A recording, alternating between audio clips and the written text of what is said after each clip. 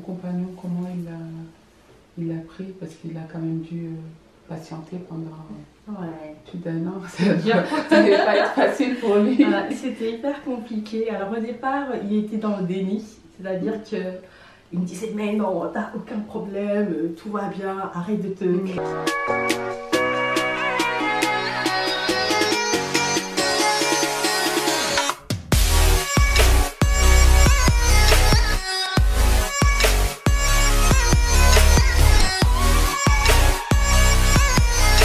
Coucou tout le monde, c'est Aïssata, j'espère que vous allez bien. Donc aujourd'hui, je reviens avec une nouvelle vidéo et j'ai une invitée spéciale, Mam. Je te laisse te présenter. Bonjour tout le monde, bonjour les abonnés d'Aïssata, je suis contente d'être sur sa chaîne.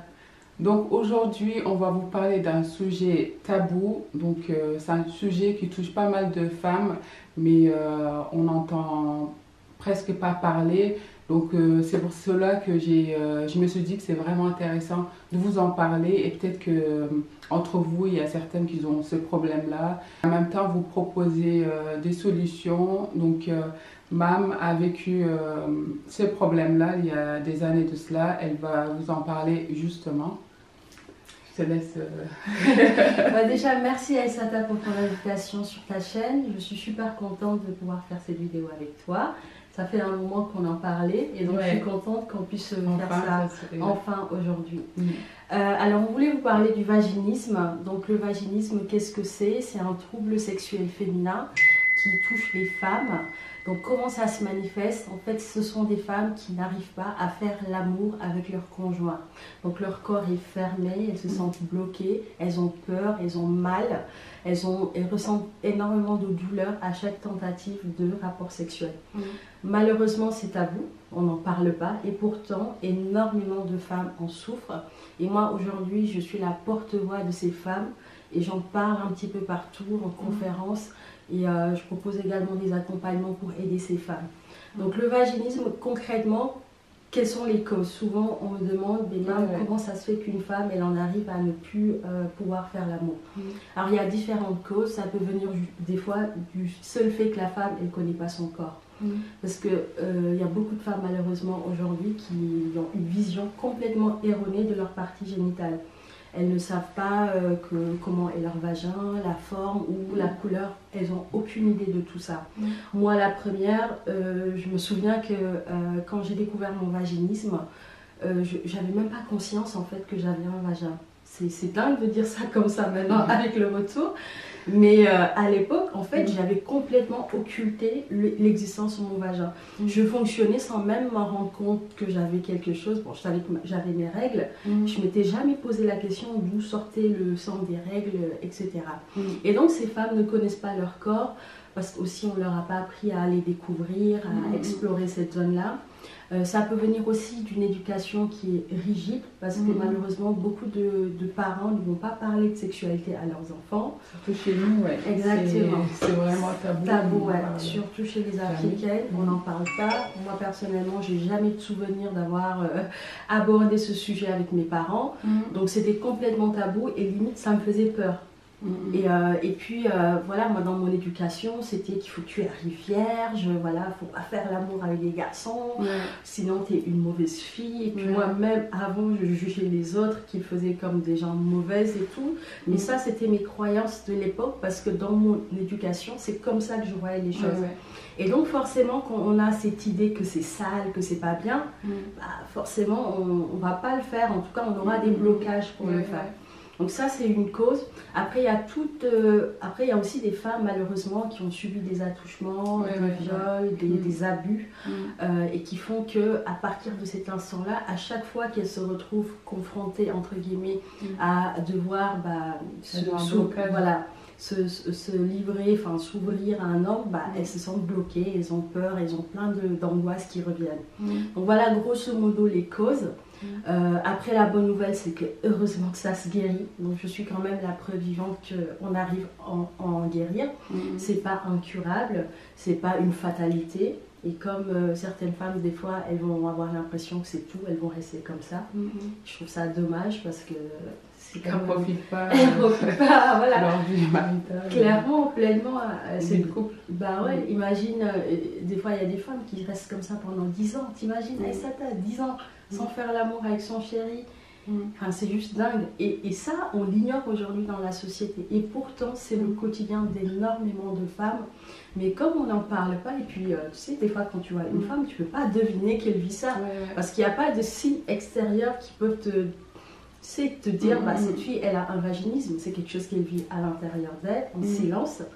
Et personne ne va imaginer qu'elle a ce problème. Moi, quand je souffrais de ça, mon entourage, en plus déjà, on en a honte. Moi, j'avais honte d'en parler. Et vraiment, dans mon entourage, personne ne se doutait de ça. Parce que je le cachais. Et surtout, bah, pour moi, c'est la honte. Ouais, et tu faisais quand même l'amour malgré... Alors oui, bien sûr, tu as quand même une vie sexuelle. Après, le blocage, c'est la pénétration. Après, tu peux tout faire, des caresses, tu as une vie sexuelle, tu as du plaisir, hein, t'es pas frigide. Parce que certaines personnes vont penser que parce que tu as un vaginisme, que tu n'as pas de plaisir, tu es frigide. Absolument pas. Tu as du plaisir. C'est juste que c'est la pénétration qui est le blocage. Ça fait mal et surtout que tu te refermes à ça. Même quand ton partenaire va tenter avec toute la douceur et tout, bah, t'arrives pas. Limite, tu le repousses ou tu trouves des stratégies de fuite inconsciente en lui disant j'ai mal à la tête. Exactement, je vais faire la vaisselle, je sais pas, demain je me réveille tôt. Donc, tu trouves, moi je trouvais plein de stratégies pour pas être obligée, entre guillemets, à l'époque je disais ça, passer à la casserole parce que c'est comme ça que je vivais le rapport sexuel comme quelque chose où j'allais avoir mal, j'allais souffrir comme une corvée. Alors que c'est absolument pas ça. Et est-ce que ton mari il était au courant dès le début ou c'est... Alors moi je me suis mariée vierge, donc même quand on sortait ensemble, on n'avait jamais essayé parce que c'était mes convictions. Et donc quand on s'est mariés, c'est vraiment là où on a découvert ça. Et personnellement, je ne m'étais jamais dit avant que j'aurais ce genre de problème. C'était vraiment une grosse claque en fait. Tu te rends compte que tu as un blocage. Et là, tu te dis merde, qu'est-ce qui se passe? Pourquoi mon corps il répond pas? Comment ça se fait que je sois comme ça? Est-ce que je suis normale? Est-ce que je suis pas normale? Et c'est vraiment difficile pour le couple parce qu'ils s'imaginaient que, surtout dans notre culture, beaucoup de femmes arrivent vierges au mariage, donc ils attendent ce moment-là, enfin ça y est, elles peuvent le faire sans culpabilité, entre guillemets. Et là, bah, tu es bloqué. Tu te dis, waouh, c'est quoi ce truc? Surtout qu'au départ, franchement, tu ne comprends pas ce qui se passe. Tu te dis, bah, c'est dans ma tête, il y a un truc qui cloche, et puis tu te poses tas de questions et tu n'as pas forcément de réponse. Et aussi pour le conjoint, c'est hyper compliqué. Et au début, comment tu l'as su que c'était ça en fait? Alors, au début, si tu veux, à la nuit de noces, on a essayé et ça n'a pas fonctionné. Donc, moi, sur le moment, je me suis dit, bon, c'est comme j'avais déjà entendu mes cousines, mes soeurs me dire que, en fait, la première fois, c'est compliqué, ça va peut-être pas passer tout de suite. Donc, je m'étais dit, bon, c'est pas grave, c'est peut-être ça, d'ici quelques jours, ça passera. Donc, on a dormi. Puis on était fatigués, donc on n'a pas insisté. Et c'est après les jours qui passent, on réussit, mais toujours on est confronté au même blocage en fait. Et là, je me dis, il y a un problème, c'est pas normal. Et c'est là où je me dis, bah, je suis sûre que les autres femmes, elles vivent pas ça. Et donc je demande à ma soeur, sans lui dire que j'avais ce problème, mais vraiment...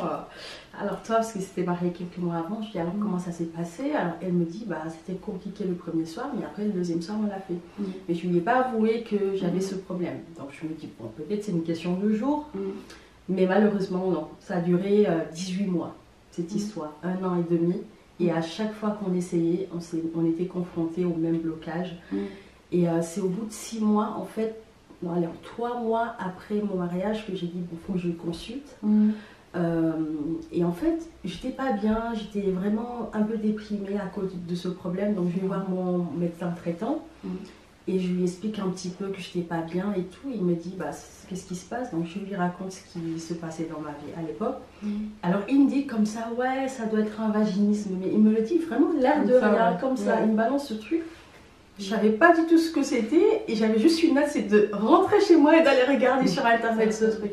Parce que je lui ai demandé, il m'a dit ouais, je vais te prescrire une ordonnance, tu iras voir une gynécologue pour confirmer ça. Donc je rentre chez moi, je me jette sur mon ordinateur et je rentre dans des forums et alors là j'étais dépitée.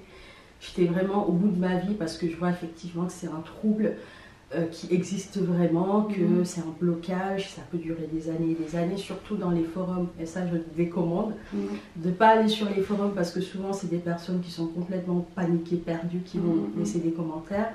Et du coup, dans ces forums, ils disaient que justement, que je pouvais rester 15 ans comme ça et que... quand même. Du coup, j'ai vraiment paniqué. Je me suis dit, ça y est, c'est bon, je suis foutue en fait, clairement, que je vais rester comme ça. Heureusement, après, voilà, j'ai réussi quand même à guérir. La bonne nouvelle, c'est que ça se guérit. Après un long chemin de travail sur moi, qui m'a fait comprendre l'origine de ce blocage, parce qu'il vient de quelque part, c'est pas un hasard qu'il soit là. Et voilà. Et en allant en consultant, en fait, ça a pris combien de temps, en fait, pour que... Ça se guérisse? Oui. Alors, très compliqué. Alors déjà, quand j'ai consulté la première fois, j'ai vu cette gynécologue, elle était un peu dure avec moi. Et pourtant, je lui avais expliqué que, voilà, d'y aller doucement. Donc, elle a voulu m'examiner avec un spéculum, alors que moi, je lui avais dit que ça n'allait pas rentrer parce que je me connaissais. Et en fait, elle m'a pas écoutée. Et je trouve ça dommage parce qu'aujourd'hui, certains professionnels de santé ne sont pas vraiment... ils sont un peu paumés par rapport au vaginisme. Et des fois, elles ne sont pas toujours à l'écoute de ces femmes-là. J'ai eu beaucoup de clientes qui viennent me dire qu'elles ont consulté, mais que la personne n'a pas été à l'écoute, n'a pas compris vraiment son problème, et elle est un peu dure. Et du coup, moi, quand je suis sortie de là-bas, évidemment, elle m'a dit qu'elle ne pouvait rien faire pour moi, que je n'acceptais pas d'être examinée, ce qui était normal, parce que je souffrais de vaginisme. Je ne vois pas comment j'aurais pu accepter. Elle n'y est même pas allée doucement, enfin, elle a pris le spéculum et elle fonçait direct vers moi, enfin, moi, je l'ai repoussée. Elle m'a dit, bah, habillez-vous et puis partez, voilà, je peux rien faire pour vous. C'était chaud. Donc là, je sors de là. Donc t'imagines, j'avais beaucoup d'espoir par rapport à ce rendez-vous. Et puis qu'elle me balance ce mot-là, je peux rien faire pour toi. C'est resté plusieurs mois dans ma tête. Je me suis dit, ça y est, c'est bon, je suis un cas désespéré. Et non, vous n'êtes pas un cas désespéré parce que par la suite, j'ai réussi à guérir. Donc j'ai eu vraiment un parcours du combattant. Et c'était du plein de choses. C'est un rendez-vous avec quelqu'un d'autre? Voilà, alors celle-là, du coup, je me suis dit plus jamais j'y retournerai chez elle. Et j'ai repris rendez-vous par la suite avec un sexologue. Mais je ne me suis pas sentie comprise. C'est deux choses différentes, gynécologue et sexologue, c'est vraiment deux choses différentes. Donc gynécologue, grosso modo, c'est tout ce qui est examen au niveau physique, et sexologue, on peut aller plus loin dans l'histoire de la personne. Mais là encore, je n'étais pas comprise en fait. Quand je lui parlais de mon problème, il me regardait, mais dans sa tête, je sentais qu'il ne captait pas tout. Et puis que même des fois, qu'il banalisait un petit peu mon problème en disant c'est rien, ça va passer, il faut se détendre, c'est dans ta tête et tout ça.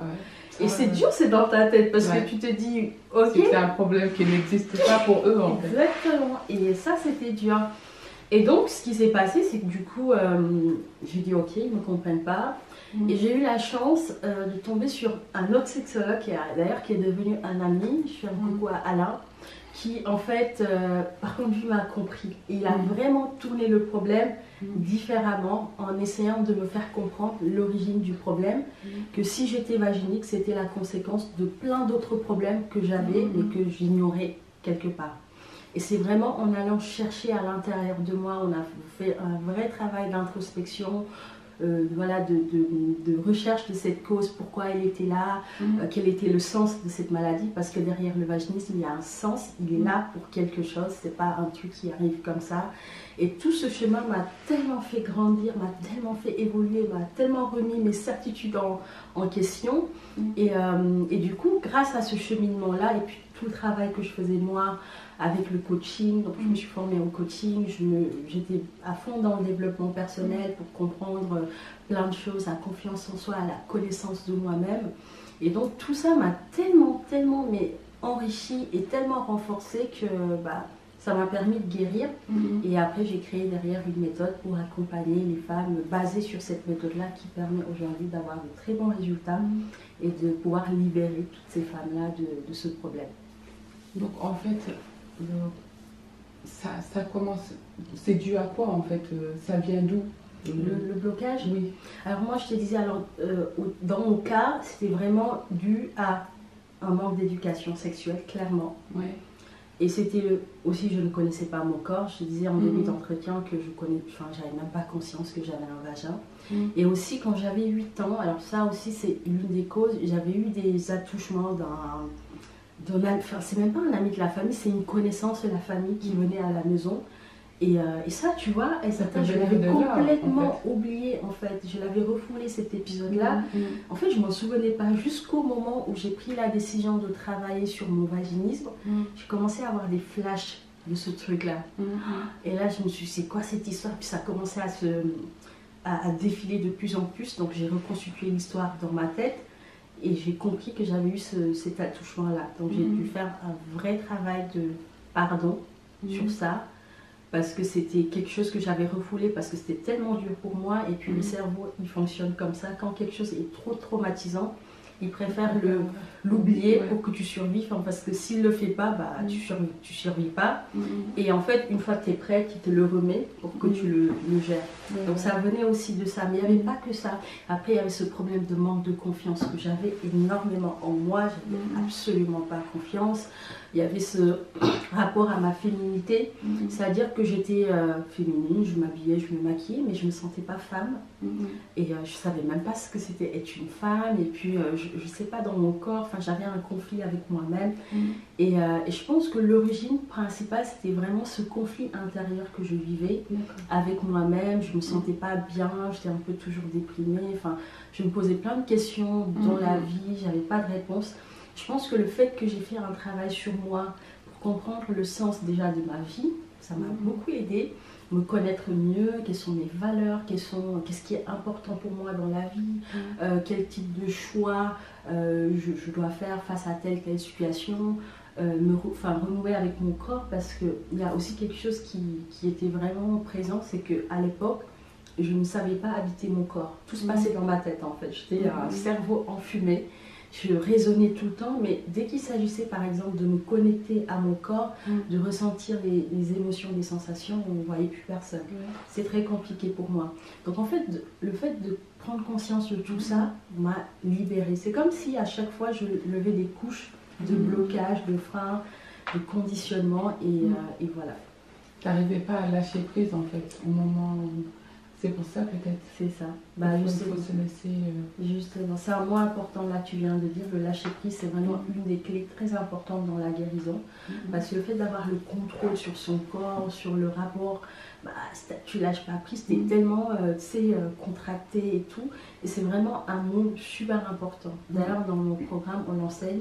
Le fait de lâcher prise, justement, de vraiment de se laisser aller, parce que beaucoup de femmes qui sont atteintes de vaginisme ont ce problème de lâcher prise, mais ça vient aussi d'autres choses qu'on traite, et puis il y a plein d'outils qui permettent de lâcher prise, de se détendre et de vivre les choses avec plus de légèreté. Ouais. Et ton compagnon, comment il l'a pris? Parce qu'il a quand même dû patienter pendant... plus d'un an, ça ne devait pas être facile pour lui. C'était hyper compliqué. Alors au départ, il était dans le déni, c'est-à-dire qu'il me disait mais non, t'as aucun problème, tout va bien, arrête de te créer des problèmes dans la tête, quoi. Parce que lui, il me disait que non, avec le temps, on va y arriver, on va réessayer encore et encore. Donc, il me disait vraiment arrête de te créer des choses. Alors que moi, tu vois, je sentais que il y avait un truc qui clochait. Et je lui disais non, il faut que je consulte parce que j'ai un problème. Il me disait mais non, t'as aucun problème. Alors à un moment donné, vu les mois qui passent, et donc ça se réglait toujours pas, je pense qu'il a compris qu'il y avait un problème. Et donc il m'a dit écoute, si tu veux consulter, consulte. Mais lui, il était toujours en retrait par rapport au problème. Et je pense que c'était tellement compliqué pour lui de gérer ça.